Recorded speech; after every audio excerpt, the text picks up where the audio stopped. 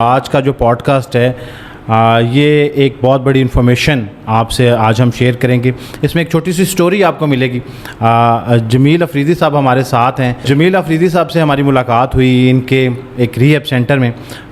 نشے کی علاج گاہ ہے, ریہیب سینٹر ہے اسلام آباد کے اندر. وہاں نشے کا علاج کیسے کیا جاتا ہے, ایک ریہیب سینٹر کے اندر کون سی سروسز ہوتی ہیں, اور نشے کے وہ نقصانات جو ہم نہیں جانتے آج ہم جان جائیں گے. سر السلام علیکم. وعلیکم السلام Yasir, thank you so much for having me. Sir سب سے پہلے تو یہاں سے شروع کرتے ہیں کہ آپ کو ایک ریہیب سینٹر سٹارٹ کرنے کا خیال کیسے آیا, وہ کون سی سوچ تھی جس نے مجبور کیا کہ یہ کام کرنا چاہیے؟ Yasir thank you so much first of all کہ آپ نے انوائٹ کیا اس پوڈ کاسٹ کے لیے. میری اور میری پوری ٹیم کی ہمیشہ سے یہ کوشش رہتی ہے کہ ہم اس نشے کے افریت کے بارے میں اپنا پیغام زیادہ سے زیادہ لوگوں تک پہنچا سکیں. اس میں ہمارا کمرشل انٹرسٹ کوئی نہیں ہے یاسر. اس میں ہماری زیادہ دلچسپی ہے کہ اس یوتھ کو پیغام پہنچایا جائے کہ جن چیزوں کو وہ ہلکا لیتے ہیں, جن چیزوں کو وہ فن سمجھتے ہیں, ان چیزوں کی شکل میں ایک بلا موجود ہوتی ہے. میری IRC کی سٹوری کا سٹارٹ بڑا ٹریجک ہے, لیکن الحمدللہ وتھ ٹائم اور محنت کے ساتھ ہم اس مصیبت سے نکلے. میں ایک بزنس مین ہوں, میں دبئی میں سیٹلڈ تھا. الحمدللہ ایک اچھی لائف گزر رہی تھی. میرے پیرنٹس, میرے بہن بھائی پاکستان میں تھے, اور آل آف اے سڈن نشے کی بلا نے میرے ایک پیارے کو گھیر لیا. جی, تو پھر جو طوفان آنا تھا میری زندگی میں, میرے خاندان کی زندگی میں, وہ تو آ گیا. اور پھر ڈیمیج کنٹرول پہ ہم گئے اور ہم لیٹ گئے. بعد میں جب ہم بات کو آگے بڑھائیں گے تو یہ ساری چیزوں سے آپ موازنہ پھر کیجیے گا کہ لیٹ جانے سے کیا مسئلے مسائل خاندانوں کو پیش آتے ہیں. تو میں بھاگا بھاگا پاکستان آیا. میرے والدین ضعیف ہیں, عمر میں زیادہ تھے, ان سے وہ مصیبت سنبھالی نہیں گئی. میں پاکستان آیا اور یاسر مجھے ایک شوق لگا کہ جب میں نے اپنے پیارے کے لیے پاکستان میں اچھا ڈرگ ریہیبلیٹیشن سینٹر ڈھونڈنے کی کوشش کی. پیسوں کا کوئی مسئلہ نہیں تھا, مسئلہ ایسی جگہ کا تھا کہ جہاں پہ میں آنکھیں بند کر کے اپنے پیارے کو علاج کے لیے چھوڑ جاؤں. خیر وہ ٹائم تو ہم نے جیسے تیسے کر کے گزار لیا, لیکن میرے دل میں ایک کسک تھی, ایک ارمان تھا کہ جس تکلیف سے میں گزرا ہوں اس تکلیف سے کوئی اور بندہ نہ گزرے, کیونکہ وہ تکلیف بہت بہت بہت بھاری تکلیف تھی. اچھا, بعد میں ان کا علاج ہو گیا ویسے؟ جی الحمدللہ. وہ جسے کہتے ہیں کہ لیسر آف این ایول, ہمارے پاس آپشن تو اور کوئی نہیں تھا, تو جو ہمارے پاس پاکستان میں آپشنز تھے انہی میں سے پھر ہم نے جو ہمیں سمجھ آیا وہ سینٹر منتخب کیا, علاج کرایا.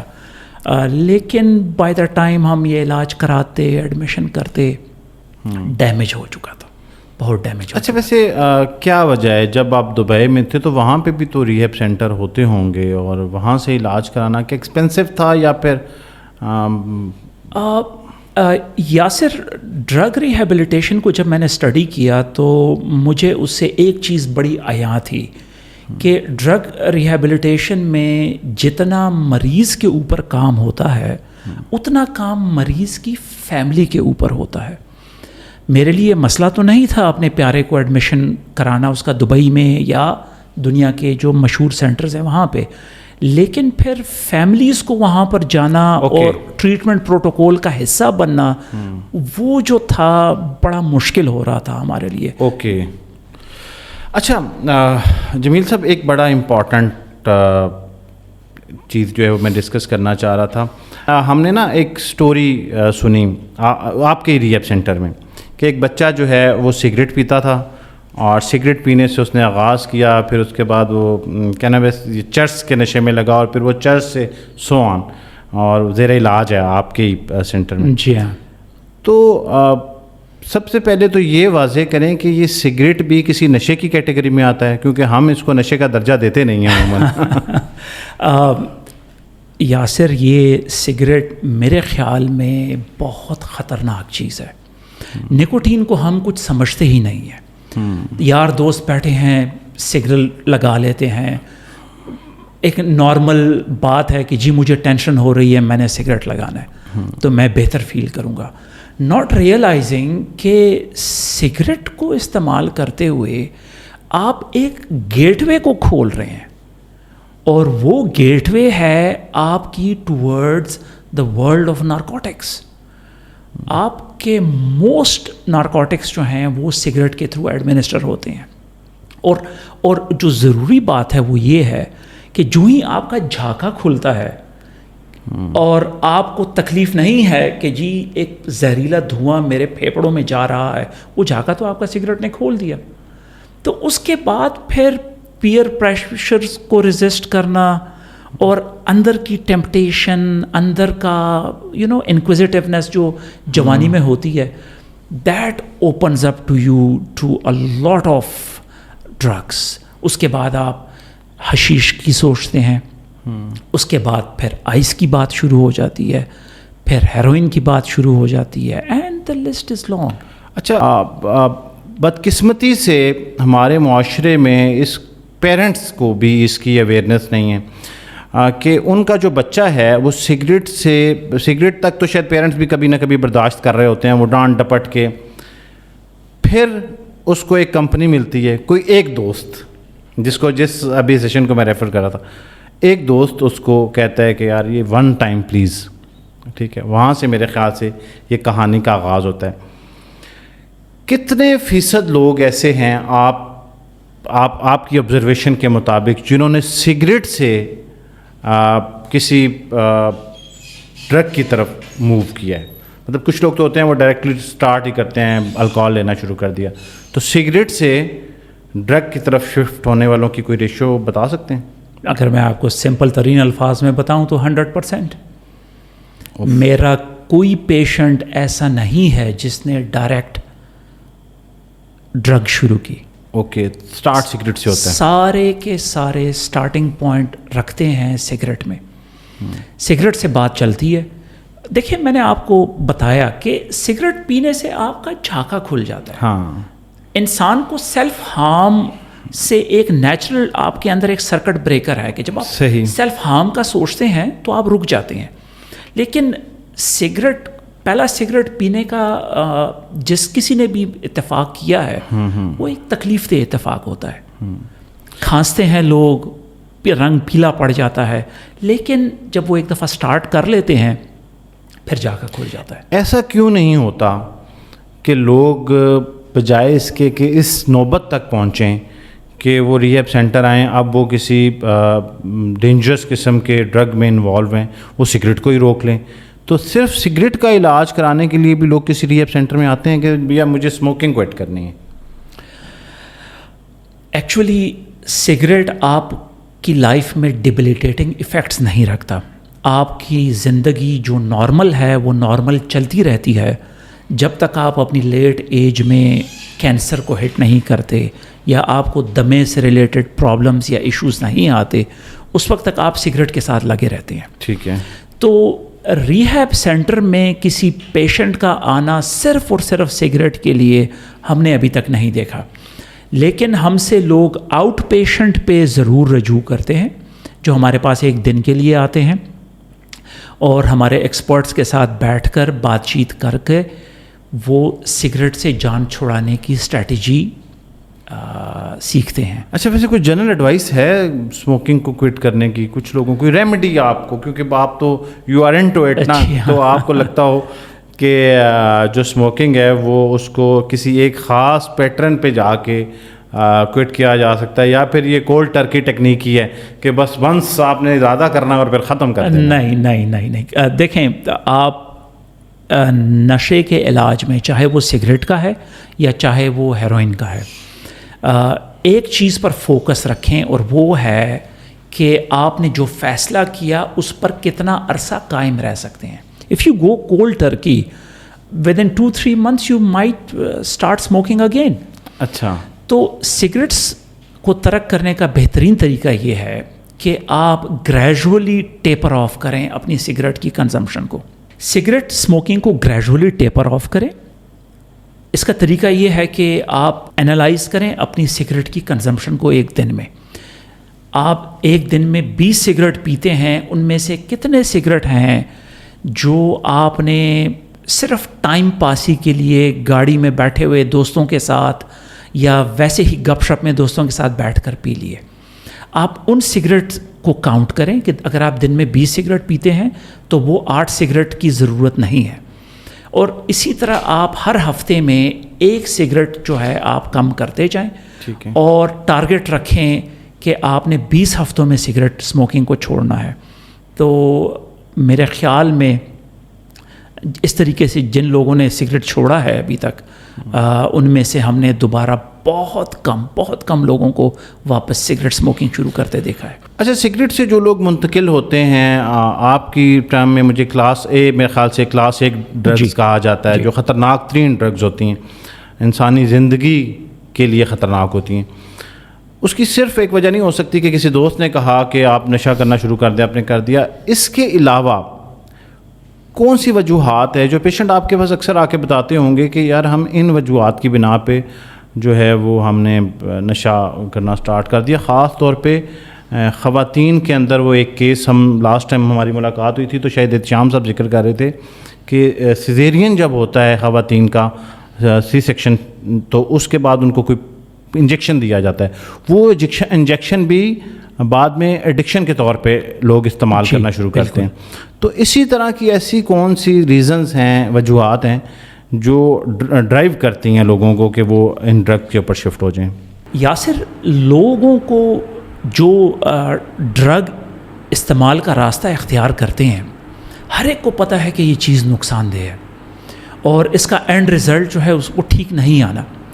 لیکن ایک کافی لمبی لسٹ ہے, اگر میں اس پہ بات کرنا شروع کروں تو بہت دیر لگے گی, جن کی وجہ سے لوگ ٹمپریری ریلیف لینے کے لیے ڈرگ کا استعمال کرتے ہیں. اور سمجھتے ہیں کہ وہ جو ہیں ڈرگ کے اوپر حاوی رہیں گے, اور اس کانفیڈنس میں وہ مارے جاتے ہیں. اوکے, سو لسٹ کافی لمبی ہے, اگر اف یو آر انٹرسٹڈ تو نہیں آپ بتائیں. ہم بیسکلی تو پرپز یہ ہے کہ زیادہ سے زیادہ اویئرنیس جو ہے وہ لوگوں تک پہنچے. جی بالکل.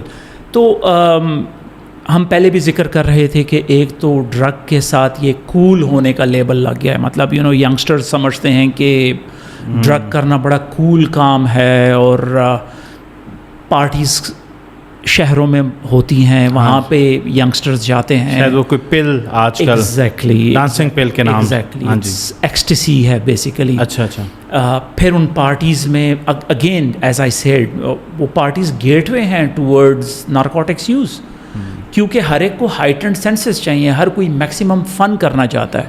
تو اس کے لیے وہ یہ سمجھتے ہیں کہ ایک رات کا نشہ کرنے سے جو ہے کچھ نہیں ہوگا, اور لیٹس ہیو فن اور پارٹی انجوائے کرتے ہیں, ناٹ ریئلائزنگ کہ وہ اس دلدل میں پیر رکھ رہے ہیں جس سے نکلنا بہت مشکل ہے.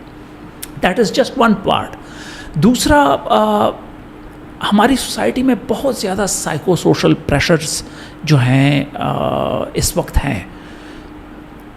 جاب اسکیرسٹی کی وجہ سے, پڑھائی کے پریشر کی وجہ سے, ریلیشن شپ کے اسٹریسرز ہیں, اور لوگ ان سارے اسٹریسرز کو کوپ کرنے کا طریقہ سیکھنے کے بجائے شارٹ کٹ اختیار کرتے ہیں. وہ ڈرگ میں ریفیوج ڈھونڈتے ہیں کہ شاید 1-2 دفعہ ڈرگ کر کے ان کا ذہن اس چیز سے پھر جائے. لیکن جیسے میں نے کہا کہ یہ ایک ایسی دلدل ہے کہ آپ کا ہر دوسرا قدم آپ کو گہرائی سے زیادہ گہرائی کی طرف لے کر جاتا ہے. پھر اس کے علاوہ فزیکل انٹیمیسی کے دوران ہائٹنڈ فیلنگس کے لیے ینگسٹرز جو ہیں ڈرگ کا استعمال کرتے ہیں, ناٹ ریئلائزنگ کہ وہ اپنے ساتھ کیا ظلم کر رہے ہیں. اچھا. یونیورسٹیز اور کالجز میں اسٹوڈنٹس کے اوپر اسٹڈی کا بے تحاشا پریشر ہوتا ہے. اگر کسی بچے نے اچھا کرنا ہے, اگر کسی بچے نے اچھے گریڈز لینے ہیں, تو اس نے دن رات محنت کرنی ہوگی، اس میں تو ہمیں کوئی شک نہیں، بغیر محنت کے تو کچھ نہیں ہوتا. صحیح، ایگری. ابھی محنت کرنے کے بعد اگر بچہ ریلیکس کرنا چاہتا ہے تو اکثر بچے شارٹ کٹ ڈھونڈتے ہیں اور وہ ڈرگس کی طرف جاتے ہیں ریلیکس کرنے کے لیے، اگین پھنس جاتے ہیں. صحیح. اسٹڈیز کرنے کے لیے ان کو راتوں کو دیر تک جاگنا پڑتا ہے، اس کے لیے وہ سمجھتے ہیں کہ ڈرگز لے کر ان کو اسٹیمولنٹس ملیں گے، ان کو اسٹیمولیشن آئے گی اور وہ زیادہ بہتر طریقے سے پڑھیں گے. اچھا جمیل صاحب، یہاں پہ ایک کوشچن لیں. یہ بارہا میں نے سنا کہ خاص طور پہ ہم جو بات کر رہے ہیں وہ ایک سیمپل کے لیے کر رہے ہیں کہ ہاسٹل میں رہنے والے بچے جو ہیں، ڈسکلیمر میں نے دے دیا کہ کہیں سارے پیرنٹس کانشیس نہ ہو جائیں. ہاسٹلز میں اکثر بچے جو ہیں جو زیادہ دیر تک پڑھائی کر رہے ہیں، وہ یہ کلیم کرتے ہیں یا جواز بناتے ہیں کہ چرچ جو ہے وہ ہمیں مزید فوکس کرواتی ہے اسٹڈیز کے اوپر اور ہم اچھی پریپریشن کر سکتے ہیں، اور بدقسمتی سے ان کے امتحانات میں نتائج بھی اچھے ہوتے ہیں. تو یہ چیز وٹنس کرتی ہے اور اس وٹنس کی وجہ سے یہ ایویڈنس جو ہے وہ پروموٹ ہوتا ہے. تو یہ کیا فینومنا ہے؟ اس میں کوئی حقیقت ہے یا یہ متھ بنائی ہوئی ہے لوگوں نے؟ اور آئی وش کہ یہ آپ اس کو کاؤنٹر کریں کہ یہ متھ ہی ہے. یہ بالکل ہی متھ ہے. اس میں کوئی شک نہیں کہ جب آپ اسٹیمولنٹ نشہ لیتے ہیں تو آپ کی ساری سینسز بہت ہائٹنڈ اسٹیٹ میں چلی جاتی ہیں. صحیح. جب آپ ہائٹنڈ اسٹیٹ میں چلے جاتے ہیں تو آپ کو ایک ٹیمپریری فوکس اس ٹائم پر اچیو ہوتا ہے، اس میں کوئی شک نہیں. لیکن یاسر، کس کاسٹ پر؟ آپ نے وہ تھوڑی دیر کا فوکس تو اچیو کر لیا، صحیح، لیکن لانگر رن میں آپ نے اپنے لیے پرابلمز ڈھونڈ دی. آپ کو وہ فوکس مل تو گیا اس پیپر کے لیے، صحیح، لیکن اگلے پیپر کے لیے آپ کو دوبارہ فوکس چاہیے. تو وہ فوکس آپ کہاں سے لے کر آئیں گے؟ پھر آپ اس کو ریپیٹ کریں گے، پھر آپ کو، اور جب ریپیٹ کرتے جائیں گے تو ایڈکٹ ہو جائیں گے. اور جب آپ ریپیٹ کریں گے تو اگر پہلا فوکس آپ کو 10 گرام سے ملا تھا، دوسرا فوکس آپ کو 20 گرام سے ملے گا، تیسرا فوکس آپ کو 40 گرام سے ملے گا، اینڈ دین لمٹ کوئی نہیں ہے اس کی. اچھا، اب اس سے کوئی یہ اخذ نہ کر لے کہ سخت والے پیپر میں صرف ہم یوز کر لیں گے. بہرحال اس کو کسی بھی حالت میں میرے خیال میں استعمال نہیں کرنا چاہیے. یہ بہت سلپری سلوپ ہے. اچھا، یہ تو ہم ادرائے مذاق میں نے ایک چیز ایڈ کر دی. اس کے علاوہ بھی آپ شاید کچھ بتا رہے تھے کہ کون سی وجوہات ہوتی ہیں؟ پیرنٹس کا بہت زیادہ مصروف ہونا اور ان کا اپنے بچوں کی زندگی میں سے غائب رہنا. جی ہاں، اگر پیرنٹس اپنے بزنس میں، اپنی جابز میں اگر وہ اتنے زیادہ مصروف ہو چکے ہیں کہ ان کے پاس بیٹھ کر اپنے بچے کو سننے کا ٹائم نہیں ہے، اگر ان کے پاس یہ معلوم کرنے کا ٹائم نہیں ہے کہ ان کا بچہ 4 دن سے ڈاؤن پھر رہا ہے، کیوں پھر رہا ہے؟ میرے بچے کے نمبر اچھے آتے تھے، آل آف اے سڈن میرے بچے کے نمبر خراب ہو گئے ہیں، کیوں ہو گئے ہیں؟ تو پیرنٹس کے پاس آج کل اپنے بچوں کے لیے ٹائم نہیں ہے. اور I will be honest with you, parenting کوئی آسان کام نہیں ہے. اگر کسی نے اپنے بچے کو اچھے طریقے سے بڑا کرنا ہے، اس نے اپنے بچے کے اوپر محنت کرنی ہوگی. اور بچوں سے بات کرنا آسان کام نہیں ہے، اسپیشلی ٹین ایجرس. آپ کو اپنے اوپر تکلیف گزار کے بچے کو بٹھا کے اس سے بار بار پوچھ کے آپ اس سے معمولی سی معلومات نکال سکیں گے. تو پیرنٹس کہتے ہیں کہ میرے پاس تو اتنا ٹائم ہی نہیں. اس کے لیے ویسے شاید آپ لوگ یہ پریکٹس کرتے بھی ہوں،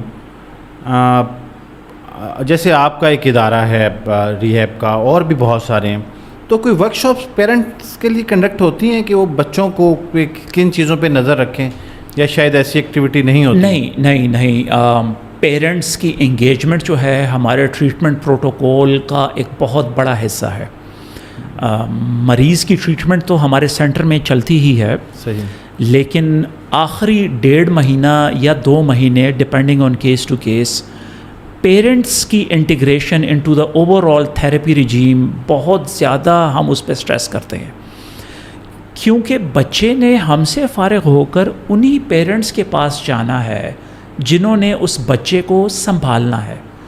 تو ہمیں پھر پیرنٹس کو سکھانا پڑتا ہے, ہمیں پیرنٹس کو چیزیں بتانی پڑتی ہیں کہ ان چیزوں کا خیال رکھیے, ان بیہیویئرز کا خیال رکھیے, بچے کے ساتھ ان باتوں پر زیادہ فوکس کریں, آپ بچے کی روٹین کو دیکھیے. ایک کافی لمبی, میرے خیال سے یہ ادروائز تو ری لیب کا ریشو بھی بہت بڑھ جائے, وہ واپس جاتے ہیں. یہ بھی بڑا انٹرسٹنگ سوال ہے. کیا لگتا ہے آپ کو کہ کتنے فیصد لوگ جو ہیں وہ ایک نشے کا علاج کرانے کے بعد دوبارہ واپس نشے کی حالت میں چلے جاتے ہیں؟ کیونکہ میں آپ سے اس لیے جاننا چاہ رہا ہوں کہ پھر وہ کنسلٹ بھی تو کرتے ہوں گے, یا پھر یوں کر لیں کہ وہ دوبارہ کنسلٹ بھی نہیں کرتے آ کے. نہیں, آپ کا یہ جو کویشچن ہے it's a very serious question, اور اس کویشچن کے آنسر کے لیے گلوبلی اویلیبل اسٹیٹسٹکس موجود ہیں. اچھا. United nations office on drugs and crime کی اسٹڈی ہے جس میں 94% پیشنٹس جو ریہیب پروسیس سے گزرتے ہیں وہ ود ان 6 months ریلیپس کر جاتے ہیں. لیکن یہ اسٹڈی گلوبل اسٹڈی ہے. ٹھیک ہے. اس میں یورپ اور یو ایس کا نمبر بہت زیادہ ہے, اور وہاں پہ ہمارے جیسا فیملی سٹرکچر نہ ہونے کی وجہ سے ریلیپس ریٹ بہت زیادہ ہے. پاکستان میں آن ایوریج یہ ریلیپس ریٹ بہت کم ہے. اوکے. اچھا, میرے خیال سے یہ ریلیپ کی ایک وجہ یہ ہوتی ہوگی کہ آپ نے نشے کا علاج تو کر دیا, ایک بندہ سینٹر میں آیا, اس نے علاج کرایا اور وہ آپ نے اس کو پروسیس کے تحت علاج کر دیا, لیکن وہ وجہ جس کے لیے اس نے نشے کا آغاز کیا تھا شاید وہ وجہ ایگزسٹ کرتی ہو. لیٹ سپوز ایک بندہ ہے, اس کی ڈائیورس ہو گئی. اب وہ ڈائیورس ہوئی, اسے لونلینس فیل ہوئی, اس نے ڈرگ لینی شروع کی. ڈرگ لینے کے بعد وہ ایک ریہیب سینٹر میں آیا, علاج ہوا, ڈرگ چھوڑ دی, لیکن وہ ٹراما اس کے ساتھ ابھی بھی اٹیچ ہے. وہ جیسے ہی ٹریگر کرتا ہوگا تو لوگ دوبارہ سے تو اس کے لیے پھر آپ سینٹر میں کوئی سائیکیٹرسٹ اور سائیکالوجسٹ کی سروسز بھی دے رہے ہوتے ہیں؟ یاسر, آپ کی باڈی سے, آپ کے جسم سے نشے کے جو اثرات ہیں وہ 3 سے 4 ہفتے میں نکل جاتے ہیں. اوکے. اور میجورٹی لوگ یہ سمجھتے ہیں کہ نشے کے جو اثرات ہیں جسے ڈیٹاکسیفیکیشن کہا جاتا ہے, اوکے, اس کی کمپلیشن کے بعد آپ کے مریض کو اور علاج کی ضرورت نہیں ہے, جبکہ اصلی علاج شروع ڈیٹاکسیفیکیشن کے بعد ہوتا ہے. ڈیٹاکسیفیکیشن کی تو مثال اس طرح ہے کہ آپ نے اوپر سے مرہم لگایا, زخم ہیل ہو گیا, یا دوائی لی اور وہ سمٹمز جو اوپر تھے وہ ختم ہو گئے, لیکن آپ نے کور ایشو کو آپ نے ایڈریس نہیں کیا. اس بچے کے ساتھ, اس بندے کے ساتھ, اس لڑکی کے ساتھ, اس کے ذہن کے اندر, اس کے دماغ کے اندر وہ کون سے ایشوز ہیں جن کی وجہ سے اس نے ڈرگ یوز کا راستہ اختیار کیا. جن ایشوز کی آواز کو چھپانے کے لیے اس نے نشے کا سہارا لیا, اور اس نشے کے مزے میں اس نے اس ساری آوازوں کو اس نے چھپا دیا. تو ہم صرف ڈیٹاکسیفیکیشن پر فوکس نہیں کرتے. ڈیٹاکسیفیکیشن تو بہت آسان کام ہے. صحیح. اصلی کام اور اصلی علاج جو ہے ڈیٹاکسیفیکیشن کے بعد شروع ہوتا ہے, جہاں پہ اس بچے کے سائیکولوجیکل اور سوشل ایشوز پر فوکس کیا جاتا ہے. اور یہ نتیجہ ہمارے کلینکل سائیکالوجسٹ اور سائیکیٹرسٹ اخذ کرتے ہیں کہ وہ بنیادی وجوہات کیا تھیں جس کی وجہ سے یہ بچہ نشے کی طرف مائل ہوا. اچھا جمیل صاحب, اب یہ ہماری ساری گفتگو سننے کے بعد بہت سارے ایسے لوگ جو یہ سمجھتے ہیں کہ کسی ایک ریہیب سینٹر میں اگر ہم اپنے کسی پیارے کو ایڈمیشن کرا دیتے ہیں یا بھجواتے ہیں, تو جہاں سے ہم نے آغاز کیا تھا پوڈ کاسٹ کا کہ بیڑیوں سے باندھ دیا جائے گا اور ایک جیل نما کمرہ ہوگا جس کی سلاخوں کے پیچھے ہمارا بھائی, دوست یا کوئی بھی جو ہے وہ کھڑا ہوگا اور ہم ملاقات کرنے جائیں گے اور ہمیں ملنے بھی نہیں دیا جائے گا. یہ ایک عمومی تاثر ہے. پتہ نہیں یہ امیج اسکیچ کہاں سے ہوا ہے, اس کا سورس کیا ہے؟ کسی فلم ڈرامہ میں شاید ایسا دکھایا جاتا ہو, کسی ٹی وی چینل پہ یا کہیں سے کسی نے یہ پرسیو کی ہو, پرسیپشن لی ہو. حقیقت میں ایک ریہیب سینٹر کے اندر کیا ہو رہا ہوتا ہے اور وہ کیا سروسز ہیں جو دی جا رہی ہوتی ہیں تاکہ لوگوں کو یہ کلیئرنس ہو کہ ایسا کچھ بھی نہیں ہے جیسا وہ سوچ رہے ہیں؟ آپ نے جو یہ خاکہ کھینچا ایک ریہیب سینٹر کا جو ہمارے پاکستان کی جنرل عوام کے ذہن میں ہے، میں عوام کو بلیم نہیں کرتا اس خاکے کے لیے. اچھا. I will be honest with you کہ مارکیٹ میں عطائی ڈاکٹروں کی وجہ سے اور عطائی ریہیب سینٹروں کی وجہ سے یہ جو ماڈل آپ نے بتایا یہ بہت زیادہ ایگزسٹ کرتا ہے. اسپیشلی اگر آپ پاکستان کی ریہیبلیٹیشن سروسز کو اگر آپ ڈیٹیل میں دیکھیں تو 70% سے زیادہ جو ریہیبلیٹیشن سینٹر ہیں وہ عطائی ڈاکٹروں کے ہاتھ میں ہیں. میں پیشنٹس اور ان کی فیملی کو یہ ایڈوائز کروں گا کہ اگر انہوں نے کسی بھی سینٹر کا انتخاب کرنا ہے، صحیح، ہمارے پاس آئیں، کسی کے پاس بھی جائیں، لیکن بنیادی 3-4 چیزیں ہیں ان پہ کوئی کمپرومائز نہ کریں. صحیح. نمبر 1، آن لائن وہ جو بھی دیکھتے ہیں، سنتے ہیں، پڑھتے ہیں، ایک تو اس پر آنکھیں بند کر ٹرسٹ نہ کریں. صحیح.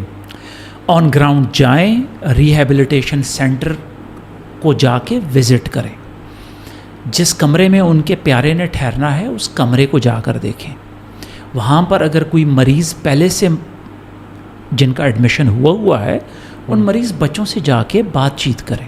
الاؤ کرتا ہے ویسے کوئی ریہیب سینٹر یہ سب کرنے کے لیے؟ جو اچھا ریہیب سینٹر ہوگا وہ آپ کو الاؤ کرے گا. اوکے. اور جو عطائی ہوں گے وہ آپ کو، چلیں ہم یہ پوچھ لیتے ہیں، آپ الاؤ کرتے ہیں؟ جی ہم الاؤ کرتے ہیں. ٹھیک ہے. اور جو سب سے زیادہ امپورٹنٹ چیز ہے اور جو کسی بھی ریہیب سینٹر کی بیک بون ہوتی ہے وہ اس ریہیب سینٹر کو چلانے والی ٹیم ہوتی ہے. اوکے. اور میں اس معاملے میں بہت خوش قسمت ہوں کہ میرے ریہیب سینٹر کو ایک ایسی پروفیشنل ٹیم چلا رہی ہے کہ جنہوں نے نہ رات دیکھا ہے نہ دن دیکھا ہے، کیونکہ مریض کی ویلفیئر کرنا آسان کام نہیں. اور انہوں نے لٹرلی دن رات لگا کر IRC کو اس جگہ پر پہنچایا ہے جہاں پہ آج IRC ہے. پیرنٹس کو میرا مشورہ یہ ہوگا کہ وہ اپنے بچے کے لیے ریہیب سینٹر منتخب کرنے سے پہلے کم از کم 5-6 ریہیب سینٹر سلیکٹ کریں اپنے بجٹ کے مطابق. وہاں پر جائیں اور جو بیک بون ہوتا ہے کسی بھی ریہیب سینٹر کا وہ اس کی انتظامیہ ہوتی ہے. جا کے پوچھیں تو صحیح کہ کون چلا رہا ہے اس ریہیب سینٹر کو، سائیکیٹرسٹ کون ہے، کلینکل سائیکالوجسٹ کون ہے. ان کلینکل سائیکالوجسٹ کے ساتھ بیٹھیں، بات کریں، ان سے ٹریٹمنٹ پروٹوکولز کا پوچھیں.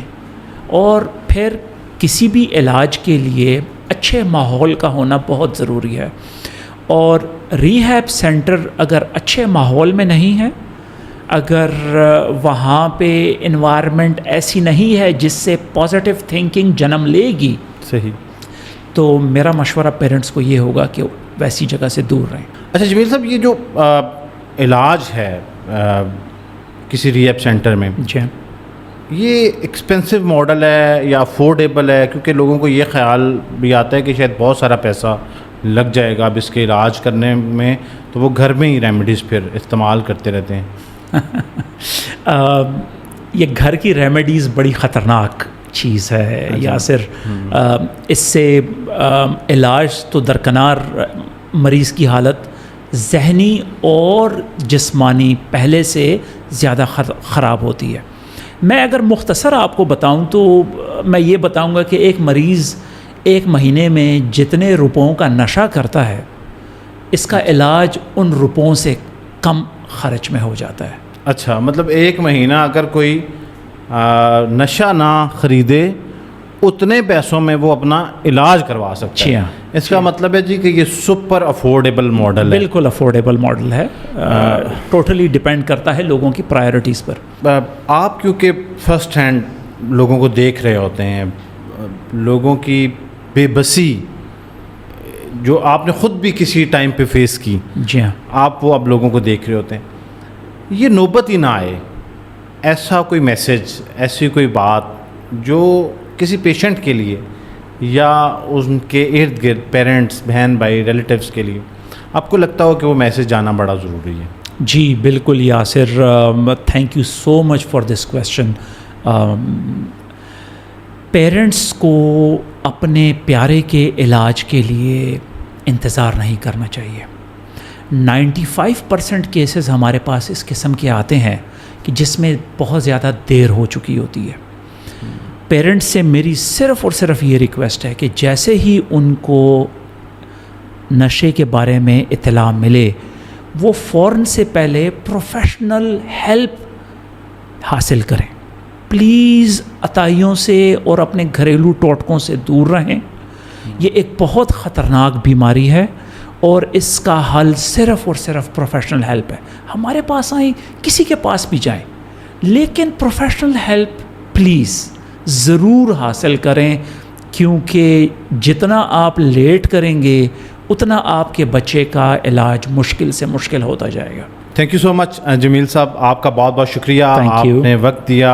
اور آج کا جو پوڈ کاسٹ تھا, یقین جانیں کہ اس پوڈ کاسٹ کو ریکارڈ کرنے کا جو بنیادی مقصد ہے وہ یہ تھا کہ ایسے تمام لوگ جو انتظار کرتے رہتے ہیں, ان کے پاس انفارمیشن نہیں ہوتی, وہ سمجھتے ہیں کہ کسی ریہیب سینٹر میں جانا ایک بہت بڑے خرچے کا کام ہے, کسی جگہ پہ ہم اپنے کسی پیارے کو چھوڑ دیں گے تو اس کے ساتھ ظلم زیادتی ہوگی, اور بہت سارے لوگ جو ہے وہ سمجھتے ہیں کہ ہماری پرائیویسی جو ہے وہ بریچ ہوگی, جو کہ بالکل بھی بڑی کانفیڈینشیل طریقے سے ریہیب سینٹرز میں علاج کیا جاتا ہے. سر آپ کا بہت بہت شکریہ, thank you so much. Thank you so much.